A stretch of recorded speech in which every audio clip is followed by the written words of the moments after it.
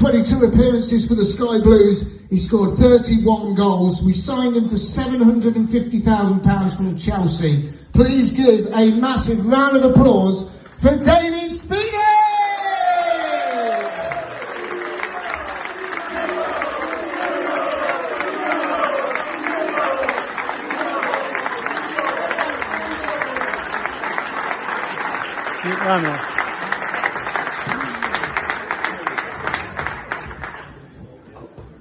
Fortunate.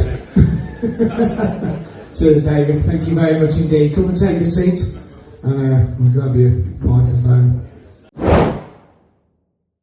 We're born in Scotland, is that correct? Yes, Glenroth is Fife. And then what was that like? Because you moved down south quite early in your early age, didn't you? With your parents? I was only four and a half years old when the pits flooded in Fife. My dad had to move south for work, along with thousands of other miners from Scotland. And then, I mean, what was that like then? So you moved down such a young age with your family, and did you work in the pits as well, didn't you? Yeah, I spent just under 12 months, 10 months or so, down Broadsworth Colliery, because Barnsley never took me on as an apprentice when I was 16, so I had to go down the pit for a job. It's the most horrendous thing I've ever done in my life. And when I eventually signed for Barnsley, Alan Clark took over as manager, and he knew about me being down the pit. He gave me a day off, and he took the rest of the team down the pit to show them what it was like, because they were a load of lazy twats.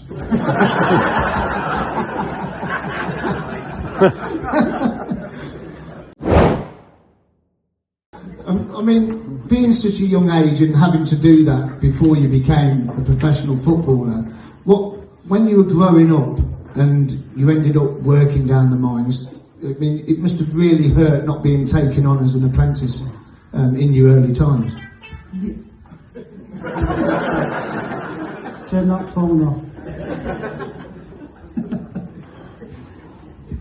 Start again, say that again. So turn your phone off.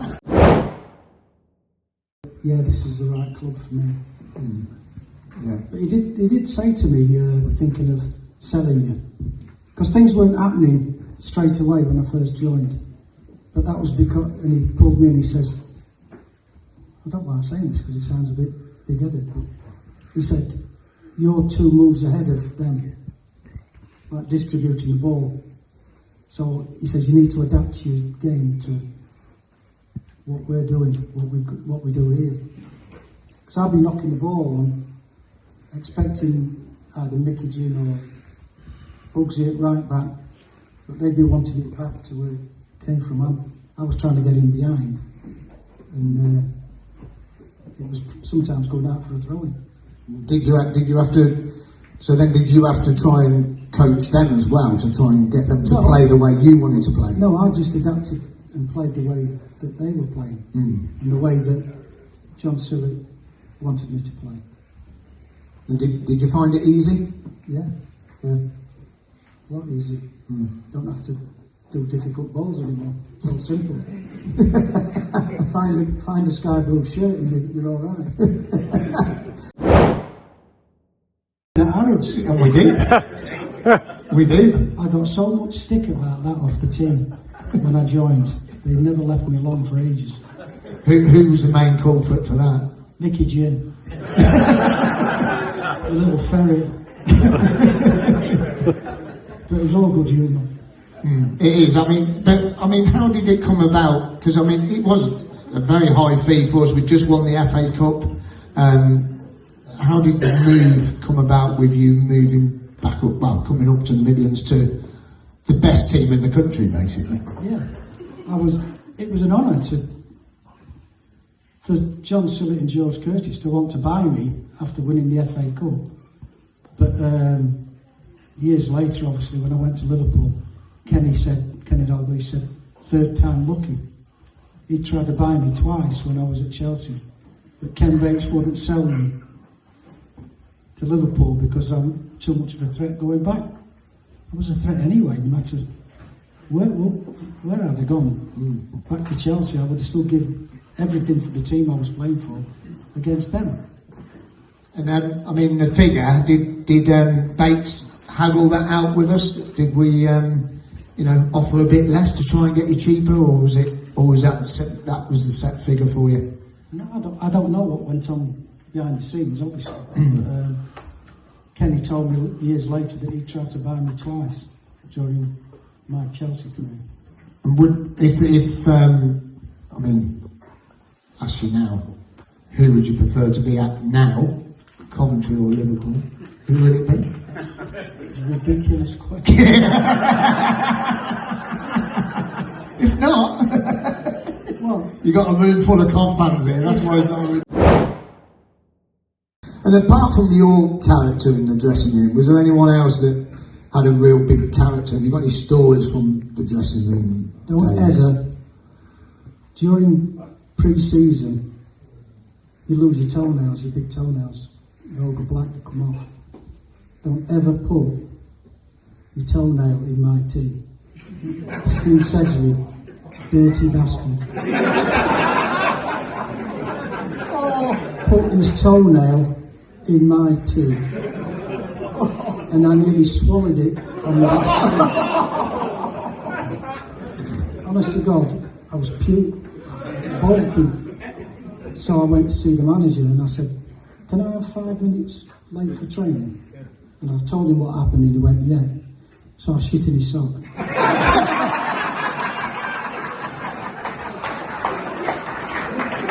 That's true.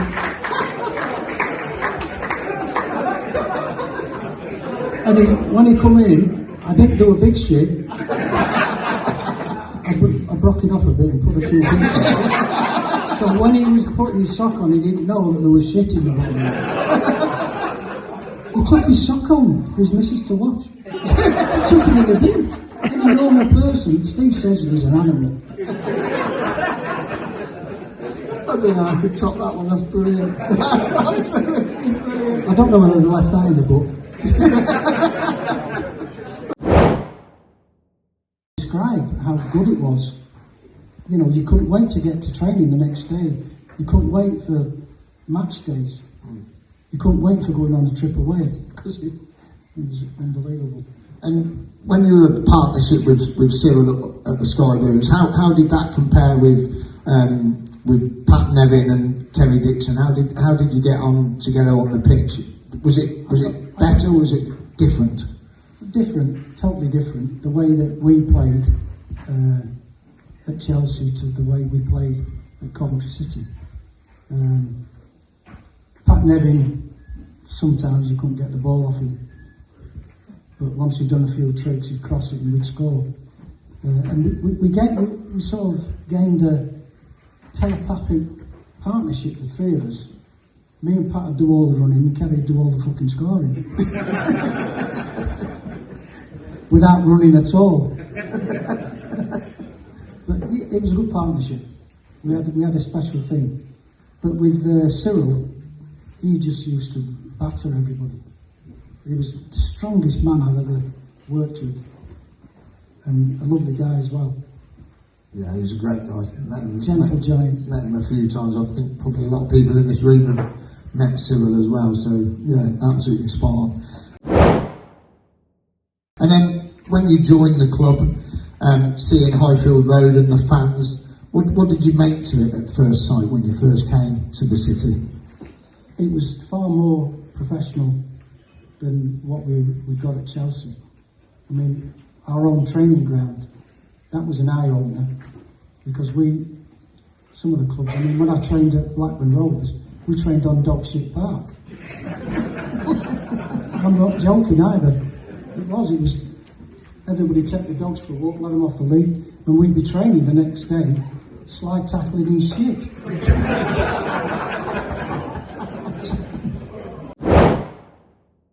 They were a breath of fresh air. We used to have blast the ball at George Curtis's bollocks as hard as you can in training. This was in training. And anybody that got him in the bollocks got a free pint off the legs. So how many did you get? Me? Loads. That's why I became an alcoholic. I wasn't. I'm only joking. And there was a certain player who's related to a certain player that played for us, Gary Bennett. You know, I remember the night. What actually happened for people that don't remember the night, and how do you see it as a player? Because we all thought, nah, that ain't a red card. Yeah, I've got some. He's a dirty twat. Stand on your heels, kicking your ankles when the ball's up there. He's deliberately sticking his studs into your heels and stuff like that. And that ball that got played down the wing, I saw him coming, and I just lifted my right leg and shoulder charged him, knocked him on his cack. Now he weren't very happy because he's 6 foot odd, and I'm 5'7", or I was back then. But I didn't expect to get sent off for getting pushed over the hoardings with a spike up my arse. Yeah, I thought that was the standard of refereeing back then. Thick as pig shit. Do you know what? I don't think it's changed. No, it's not. They can't even get a fucking decision right with VAR. They're looking at the telly 10 times over. But I mean, the way that happened though that night, I mean, I remember us saying in the crowd, it's not a red card because it was a shoulder badge. But then he grabs you, doesn't he? Yeah, he grabbed you. That was a sending off Yeah. for physical abuse. That's where Cyril came in. He dragged him off me. Eventually I got up that way, up off the fence. And he wanted to shake hands after the referee was having a word with us. And I went, fuck off. Shaking your hand, you twat, you just pushed me over the bloody spiky fence. And what was it like? Because obviously you fell into the fans, didn't you? Yeah. And what happened? You know, did anything happen with the fans? Did anyone hit you? Or? Yeah, an old woman hit me with a bag. Which made it quite funny. I was chuckling to myself in the midst of it all. But the funnier thing was that when we were walking off the pitch, Killer was waiting for him in the tunnel because he wasn't playing in that game. He was in the stand. I don't know whether he was injured or suspended, but Killer was waiting for him. Anything happened? Yeah, he shit himself. Because Hagar the Horrible could wrap you up in a ball and chuck you in a bin. David Killer, he was a great guy. Do you still have contact with Killer? He's on a fucking barge, you know. He's on a barge. Something like that. No, I haven't seen him for yonks. Yeah. We seen him when we unveiled the Jordan John statue. Who was there? And he's a completely different character now. Completely different to what he was when he used to play football. So, yeah, you need to get in touch with him. He'll take you a trip on the canal or something. His barge. What, is he going on the Riviera? That's I've been dying to ask you this question. How did you end up in goal? Because I was a good goalkeeper. In fact, I actually thought I was a bit of an oggy. I watched that game back and I caught the ball more times in that second half from crosses than he'd caught the previous season. Which I did let him know. If I'd have been another, I don't know, 8 inches tall, I'd have been the best goalkeeper on the planet. That's in my head. That's not reality. I just thought I could do anything, play anywhere. But anyway, he was a great. I can remember improving his looks. Obvious. Yeah. Go on in. I kicked him in training accidentally. I volleyed the ball. He'd come out, volleyed the ball, scored, caught his nose. And I said, fucking hell, Oggy, that looks a lot better. It was like Benny Hill chasing me around the training ground. He said, I'll kill you, you little fucking nose. It was funny.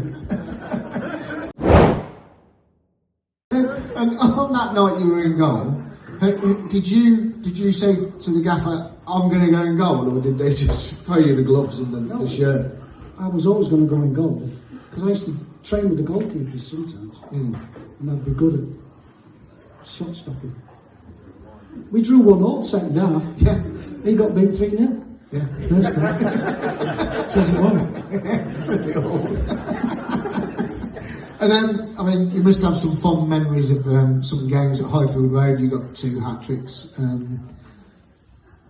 down there with Middlesbrough was one of them, I think, wasn't it? Don't mention that. We got beat. I know you got beat, you got hat-trick. Yeah, and they're all headers. I've had to not have hat-trick. They're all headers. Don't matter. But they're all headers. 0 points. But to score 3 headers like that is unbelievable, isn't it? Every goal. Yeah. It's brilliant. Is it? Yeah, it's brilliant. Of course it is. Good job. I know, but it's great. All 3 goals were headers. He's creeping in. He's already keen in there. It's good job. But I mean, you were great at leaping to head the ball. You had some great power on your headers. How did that come about? Because you were great. Well, it's practice.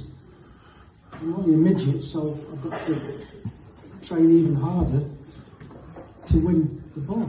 It does help when you've got your elbow in somebody's chops on, or on the shoulder, or your studs in the shorts while you're jumping. No, I didn't really. Just timing from a child.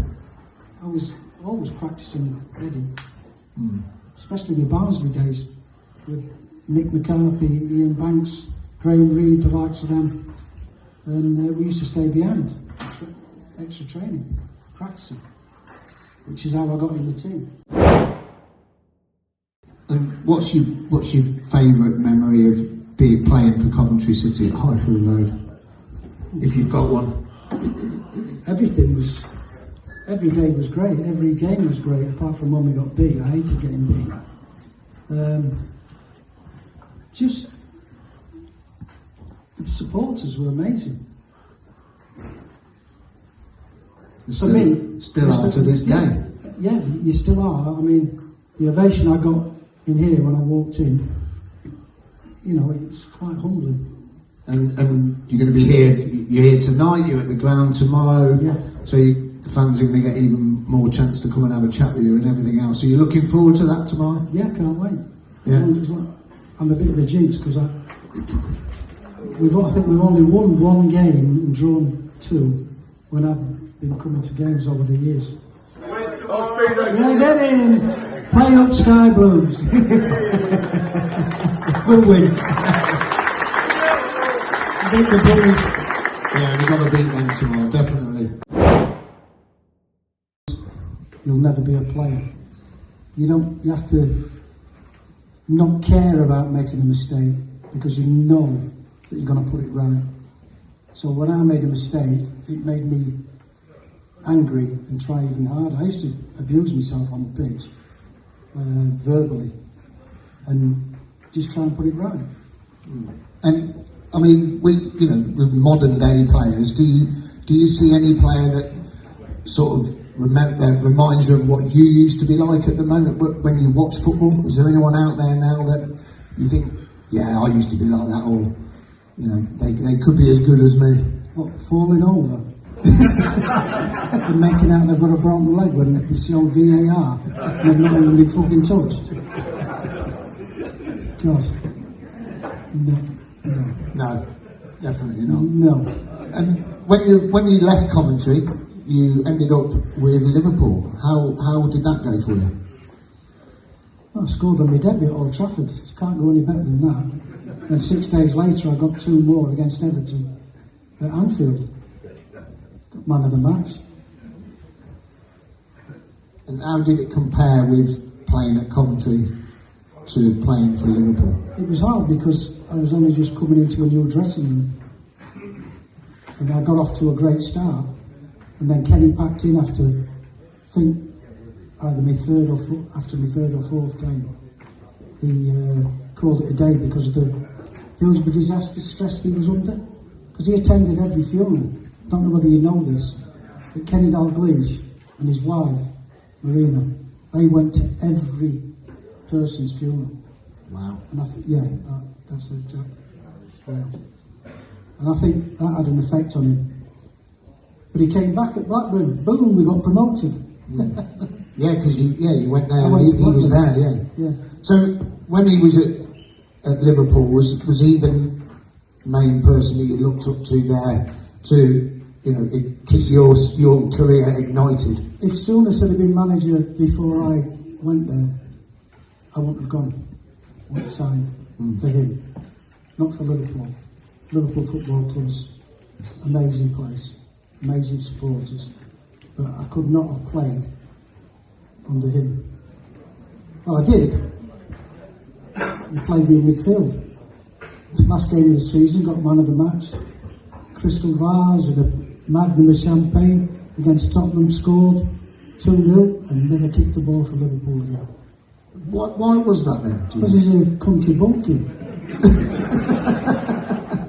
He's just, I don't know.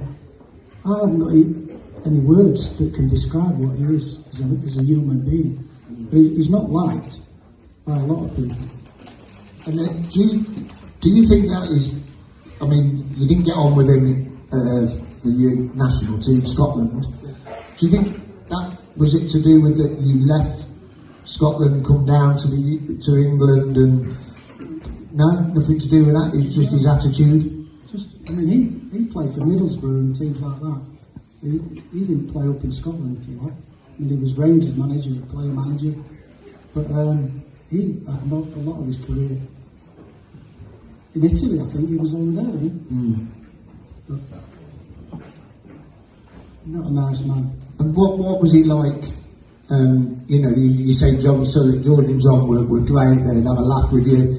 What was he like if you were travelling up for an away game? Did he have any rules for the players, like you've got to be in by 9 o'clock and things like that? No going out clubbing or Who?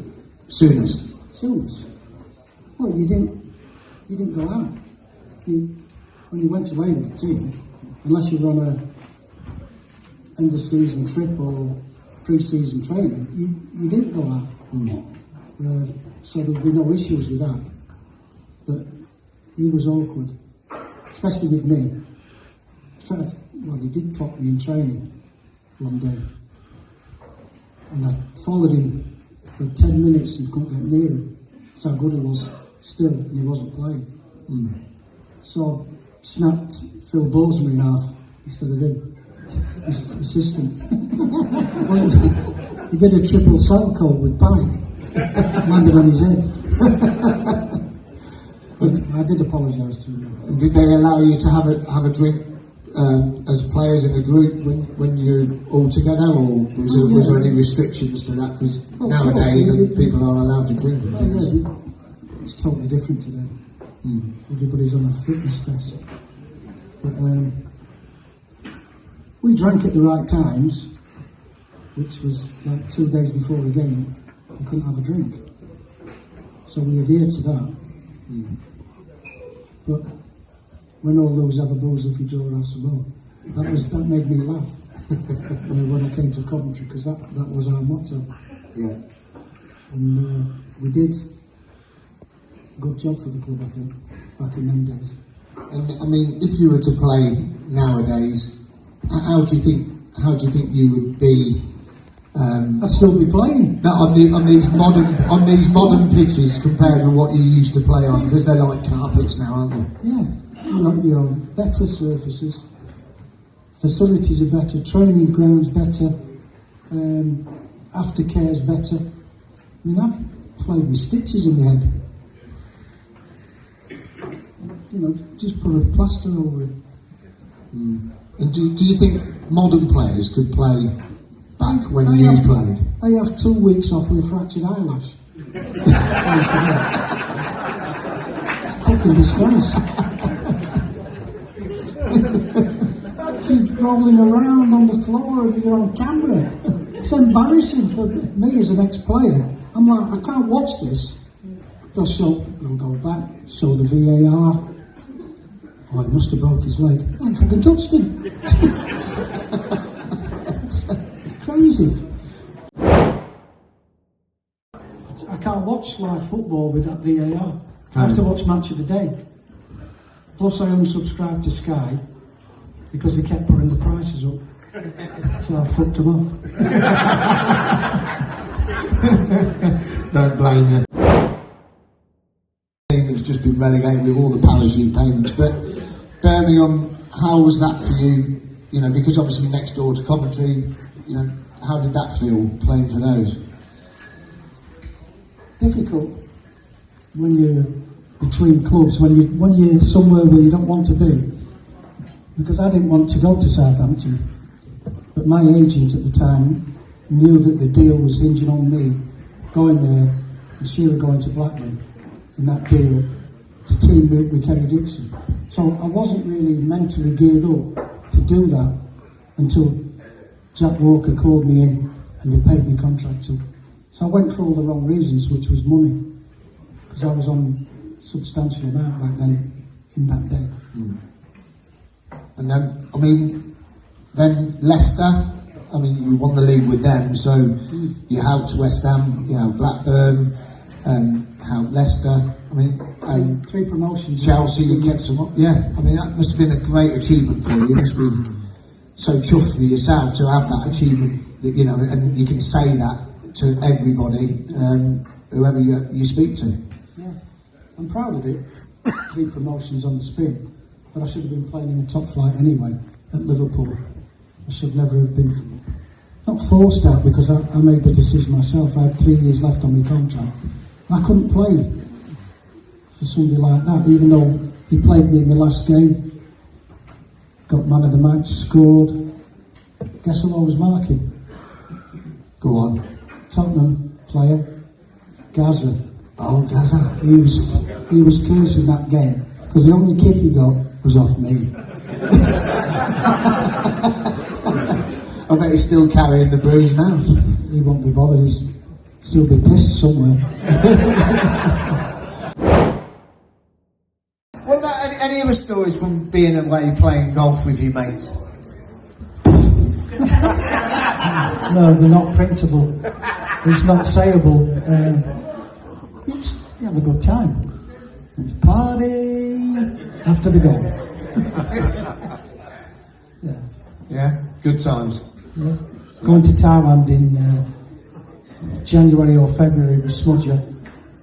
He goes every year. I've just sold my house, downsizing to a ground floor apartment because I'm struggling to get up the stairs day after day. So I'm making life easier for myself. And then I'm off to Thailand. Have a look at some lady boys.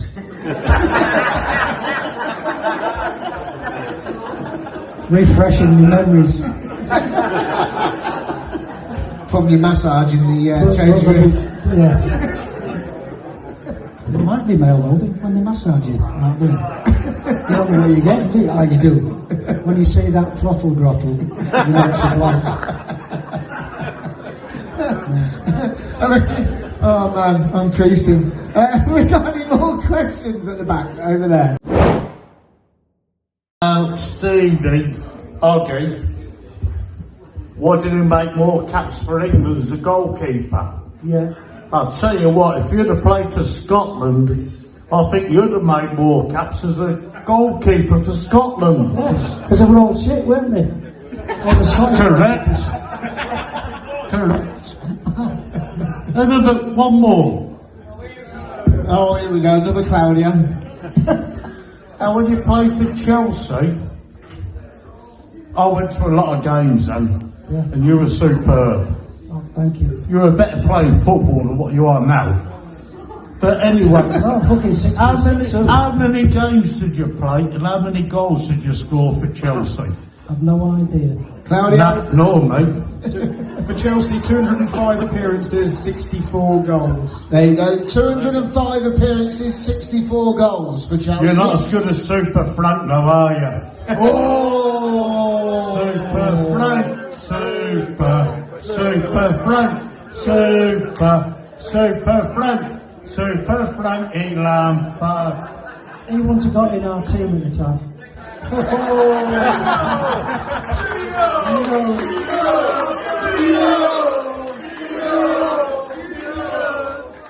So come on.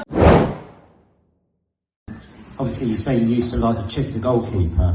I think it might have been Brian Gunn. I don't think he was very happy with you.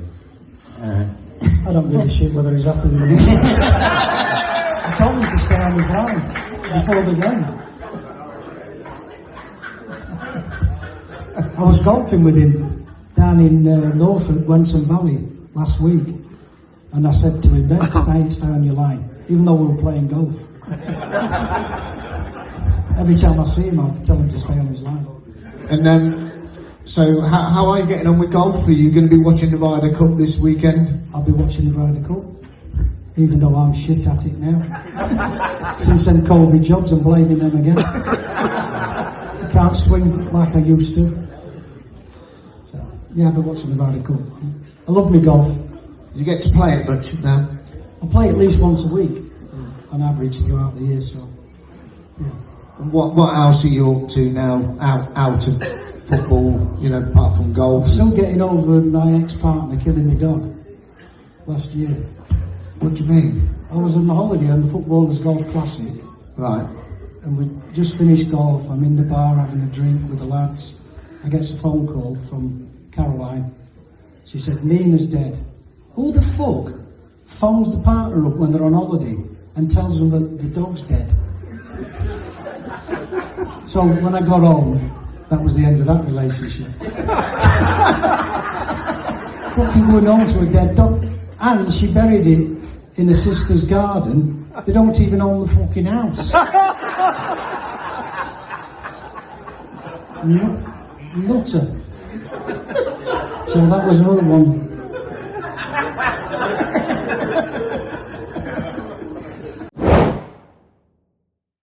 Any more questions before we wrap it up then? Because we're going to let David go and sell some more. But Sim's got a question for you. Vicky? Dave at the back.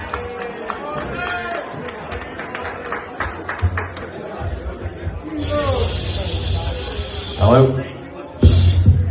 Right, so bit of fun now. What's your all-star lineup from the players you played with right through to modern day?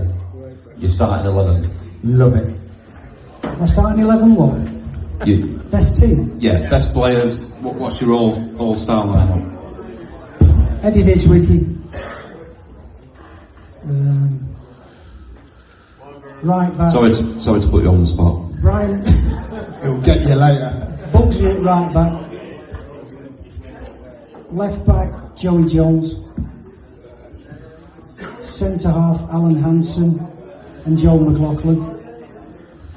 Midfield.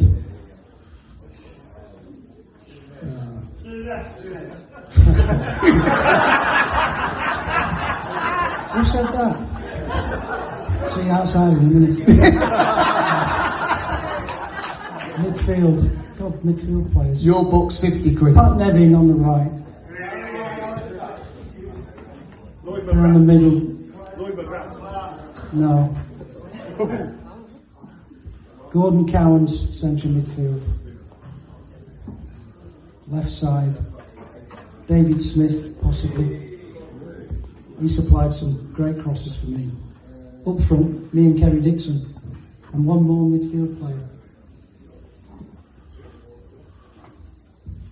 Fucking hate saying this, but Graham Souness was a good player. But he's not in the team. He's not in the team.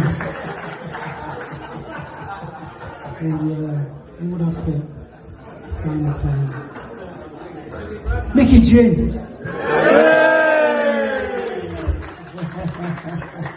Absolutely brilliant. Massive round of applause to David Speedie for spending his time with all of you tonight. Play on skyblues!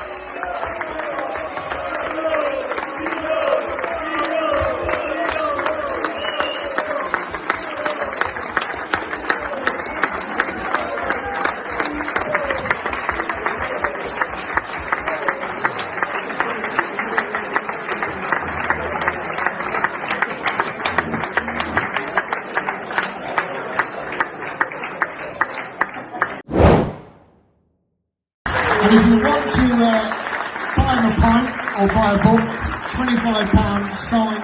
Thank you, David. We'll see you in a minute. Thank you very much. Give David Speedie another round of applause. Fantastic.